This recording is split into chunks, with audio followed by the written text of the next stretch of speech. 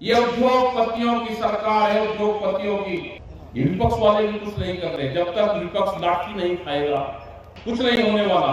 जब ईवीएम की मशीनें ठीक होती है, नारा दे रहे कि बटोगे तो फटोगे, हमने भी नारा यही किया, बटोगे तो वही लूटोगे।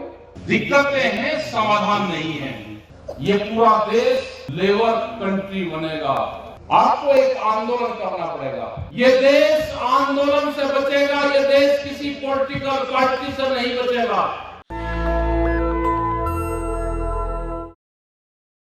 मुद्दे यहाँ पे किसान के हैं। जंगलों में जाएंगे तो वहां पे आदिवासी किसान का इशू है। हम शहर में जाएंगे तो वहां पे दुकानदार हैं। नौजवान दौड़ लगा रहा है तो उनका अग्निवीर का इशू है। हर स्टेट में जाओगे तो वहां के अलग इशू है। क्या ये प्रॉब्लम अभी आनी शुरू हुई? पहले दिक्कतें आती थी तो उसका समाधान भी होता था। आज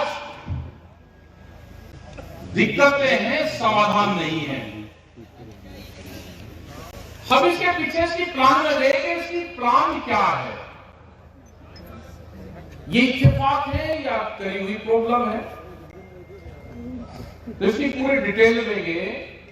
ये प्रॉब्लम खड़ी हुई प्रॉब्लम है। इसका रीजन क्या है? क्यों ये दिक्कतें आ रही? रीजन है कि पूंजीवाद है। पूंजीवाद, पूंजीपति, उद्योगपति अगर वो सीधा इस देश पे कब्जा करता तो उसका कब्जा नहीं होता। उसने कहा कि पहले सत्ता पे काबिल हूं और सत्ता जब मेरे हाथ में आ जाएगी तो मैं सत्ता के माध्यम से ही इस देश की प्रॉपर्टी पे, दुकानदारी पे, इस देश के संसाधन पे, जंगलों पे, मेरा उस पर सब पर कब्जा होगा। उसका उदाहरण तुमने कहां से उठाया? अमेरिका से। अमेरिका में सरकारें बनती हैं तो वहां पर करीब 56-57 परिवार है जो उद्योगपति हैं। उनका पूरे यूएसए पर कब्जा है। कोई बीज के धंधे में लग रहा, कोई हथियारों के धंधे में लग रहा। आज से 50-60 साल पहले भी अमेरिका हमारे जैसा ही देश था। आज वहां के सब उद्योग धंधे, जो छोटी इंडस्ट्री थी, सब बंद होगी। जो फार्म हाउस थे छोटे, वे सब खत्म हो गए। डेयरिया थी, स्मॉल इंडस्ट्री थी, सब खत्म होगी वहां पे। और अब बड़े उद्योगपतियों का वहां पे कब्जा है। सरकार भी उन्हीं के कहने से बनती है, क्योंकि उन्हीं की सरकार बनती है। जो राष्ट्रपति चुना जाएगा या जो भी चुना जाएगा वो सब वे ही है, उन्हीं के इशारे पे वो काम करते हैं। वही पैटर्न यहां पर चला हुआ है। उसका उदाहरण बिहार है। आप सब लोग सोचते हैं कि बिहार के लोग हमारे यहां पे काम करने आते हैं। लेबर कहां से ज्यादा आती थी? कि बिहार से लेबर आती थी। आपने कभी बिहार के लोगों से, जो लेबर आपके खेत, आपकी दुकान पर वहां पे काम करते थे, कभी उनसे पूछा है कि आप लेबर कैसे बने? आपसे ज्यादा जमीनें उनके पास में है जो आज लेबर हैं। आपसे ज्यादा जमीनें उनके पास में है जो लेबर का काम कर रहे हैं।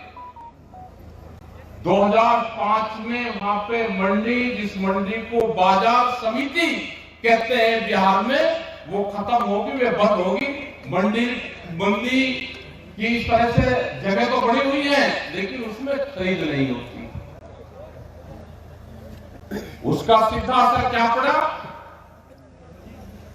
जब खरीद नहीं होगी तो बड़े बड़े गोदाम व्यापारियों के बने। जो आज से 40 और 50 साल पहले व्यापारी हमारे गांव से धान फसलें खरीदता था, आज वो हाल बिहार में है। गाड़ी बना रखी, तराजू, भाव तराजू और गाड़ी व्यापारी के हाथ में है। गांव से ही वो फसलें उठाता है, बड़े बड़े गोदाम में वो फसलें रखता है। और आपने देखा होगा हजारों ट्रक बिहार की तरफ से ऐसे पंजाब और हरियाणा की तरफ जाते हैं भरे हुए, वो कहां से आता है? वो सस्ता फसलें खरीद के बिहार और पूर्वांचल से आती है।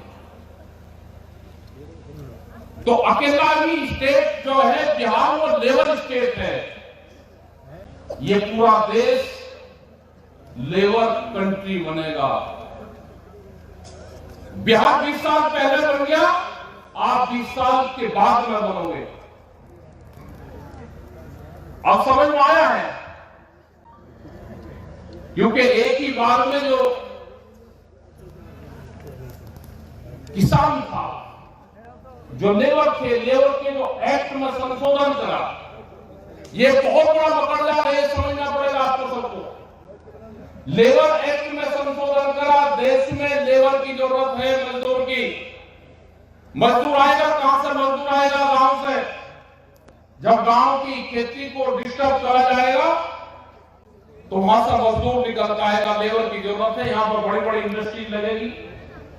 कॉन्ट्रैक्ट फार्मिंग आने की आपकी जमीनें जाएंगी कॉन्ट्रैक्ट फार्मिंग में,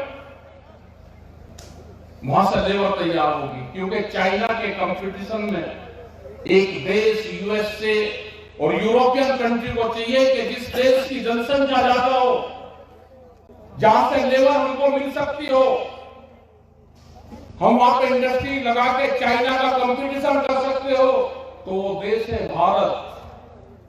भारत से लेबर तैयार होंगी, इंडस्ट्रीज में काम करेंगे। लेबर एक्ट यहां पे बना दिया, उसमें संशोधन कर दिए, न कोई धरना प्रदर्शन हो सकता। जो बड़े बड़े हाईवे, रेलवे ट्रैक बन रहे, ये आपके लिए नहीं बन रहे। ये माल वॉलमार्ट जैसी कंपनियां आ रही हैं जो माल को इधर से उधर ट्रांसपोर्ट करने का काम करेगी, जिनके पास में कई कई हजार पानी के जहाज हैं कि किसी भी देश के फरूख को उठा के वो दूसरे कंट्री में भेज सकते हैं। ये इसलिए हाईवे बन रहे हैं। आपको एक आंदोलन करना पड़ेगा। आपके साथ में सब लोग हैं, विजय बोलो ना। सरकारी संस्था के सब लोग भी तंग हैं, वो चाहे जुडिशल के जज हों, चाहे वकील हों, बिजली के अधिकारी कर्मचारी हों, वे पुलिस फोर्स और मिलिट्री के लोग हों। जब तक उनको तनख्वाह मिल रही है तो वो ठीक हैं।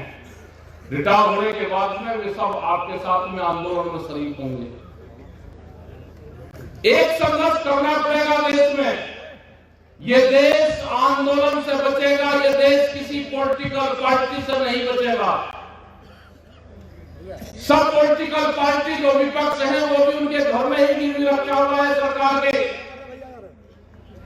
आप उन पर भी ज्यादा विश्वास नहीं करने के जो विपक्ष वाले हैं। कोई धान की आवाज नहीं उठा रहा, कोई आपके फर्टिलाइजर की आवाज नहीं किसी विपक्ष वाले ने उठाई। यहां जब सत्ता मिलती है तो ये किसान याद आता है। जब सत्ता मिलेगी आप काम नहीं करोगे, विपक्ष मिलेंगे, विपक्ष में रहोगे तो आप आंदोलन नहीं करोगे। आपको विपक्ष की पार्टी से भी दूर रहना पड़ेगा। ये जिस तरह की सरकार है अटल बिहारी वाजपेयी की, बीजेपी नहीं है। ये उद्योगपतियों की सरकार है, उद्योगपतियों की।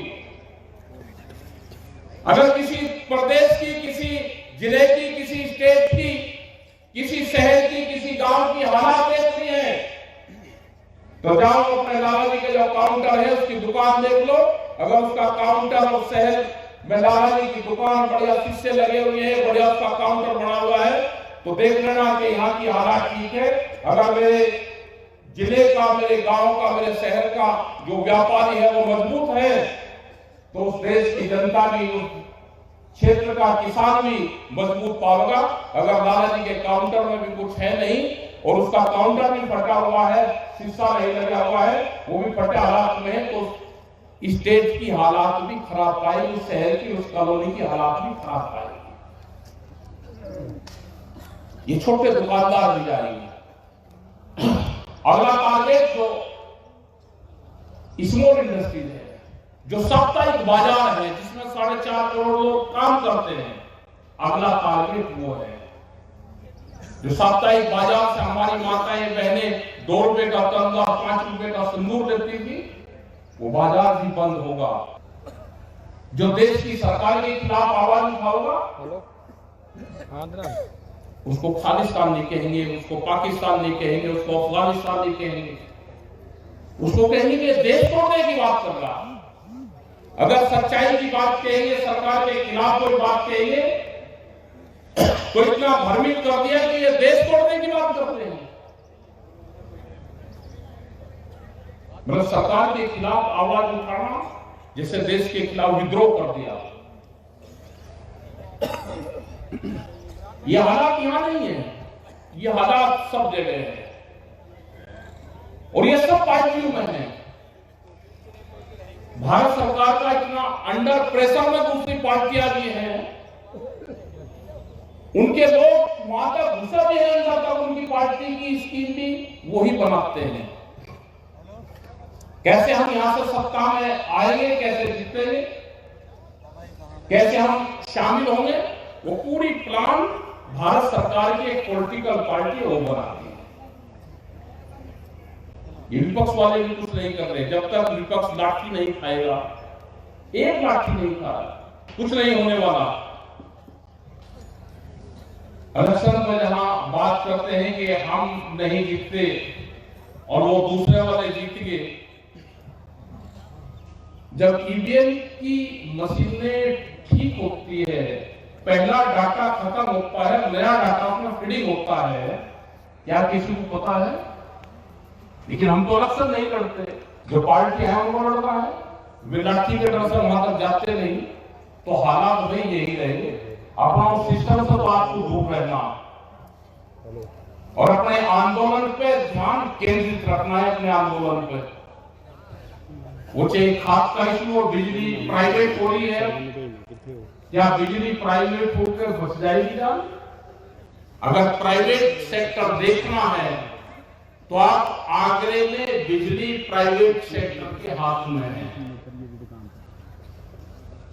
वे अपने सिस्टम से बिल बना रहे हैं, ले रहे आज के सिस्टम से, लेकिन एकल किसान के ऊपर 20 लाख रुपए से 40 लाख रुपए तक का बकाया चल रहा है।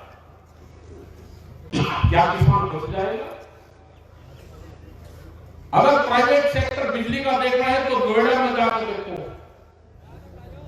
वहां पर प्राइवेट बिजली है, उसकी हालात क्या है। जो समझौते हुए थे बिजली अमेंडमेंट बिल, भारत सरकार उसका मुकर रही, वो नहीं कर रही, प्राइवेट हाथों में देना चाहती है। कुछ किसानों का मुकदमे लगे थे, मुकदमे और लगा के मुकदमे, कोई प्रेस के लोग हैं या कोई भी लोग हैं, मुकदमे लगा के उनके ऊपर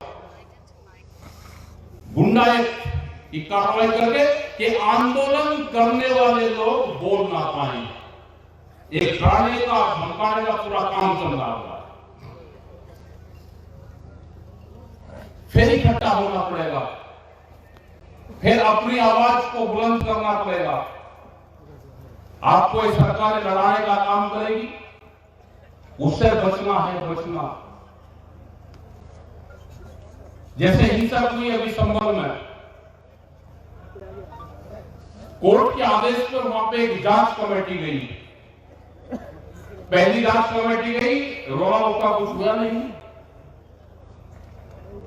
फिर के नारेबाजी हुई हुआ, क्योंकि इनको तो मकसद रोले रुके से है कि रोला रुका हो, लोगों का ध्यान केंद्रित बटे, लोगों का ध्यान दूसरी जगह जाए और आप सत्ता में काबिज हो। ये नारा दे रहे हैं कि बटोगे तो फटोगे, हमने भी नारा यही किया, बटोगे तो वही लूटोगे। क्योंकि जितने भी देश में किसान संगठन बने, बाढ़ से आगे पूरे दुनिया भर के किसान संगठन बन रहे, आंदोलन करना नहीं, जेल किसी को जाना नहीं। किसान संगठन राष्ट्रीय अध्यक्ष अपना बड़े मोहर लगाई रखते लोग, अभी और बनेंगे, क्योंकि भारत सरकार की पूरी प्लान है। उनका प्लान है कि किसान संगठन को कैसे कमजोर करा जाएगा। ये लोग इकट्ठा ना हो, अलग अलग उसमें बटे, तो हजारों किसान संगठन अभी और बनेंगे। अभी गांव के नाम से किसान संगठन बनेंगे। किसान बटा हुआ है तो भाई अपना संगठन का ध्यान दो। देश में किसान संयुक्त मोर्चा बना हुआ है। जो भी किसान संगठन बना रहा अपना झंडा रखो, अपना बैनर रखो, किसान संगठन में शामिल हो जो किसान संयुक्त मोर्चे की विचारधारा से सहमत रखता हो।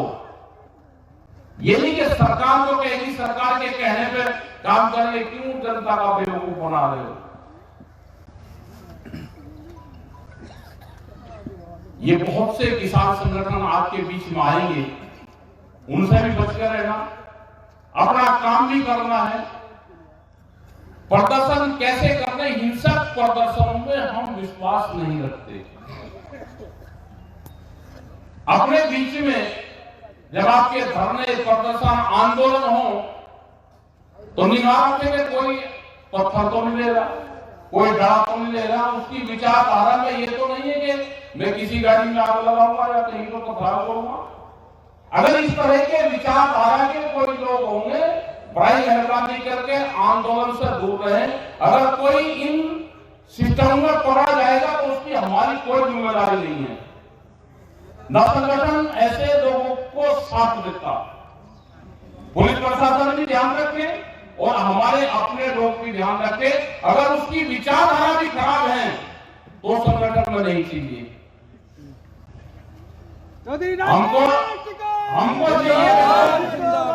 हमको विरोध चाहिए। अगर कहीं धरना देना पड़ जाए तो कम से कम 40 दिन, 41 दिन का पहला कोर्स है धरने का। 41 दिन पहला कोर्स जो है, जो पहली दवाई दी जाती है, वो 41 दिन में सरकार को थोड़ा सा आराम उससे मिलता है कि भाई देसी दवाई है हमारे पास तो भाई। और आप क्या करते हो कि गाड़ी में आए, जहां 3 और 4 बजे और फिर अपना घर की तरफ को हो गए। मतलब 3 बजे तक अधिकारी भी आपके बीच में चाहिए, रास्ता भी आप जाम करोगे, अधिकारी भी बीच में चाहिए, आपका काम भी बीच में हो जाओ, आपको रात को मंडी में यहाँ बैठना भी ना पड़े, क्योंकि घर में जाकर सोना है। तो भाई कौन आपका काम करता था? बिल्कुल सही। काम किसान के जब होंगे जब वो शांतिपूर्ण तरीके से अपना लंगर भंडारा लेकर किसी अधिकारी के बाहर बैठ जाएगा जाके। अब हम अधिकारी करते नहीं, आ जाओ नहीं तो हम ये करेंगे नहीं। भाई क्यों होता हम आप ये करेंगे हम?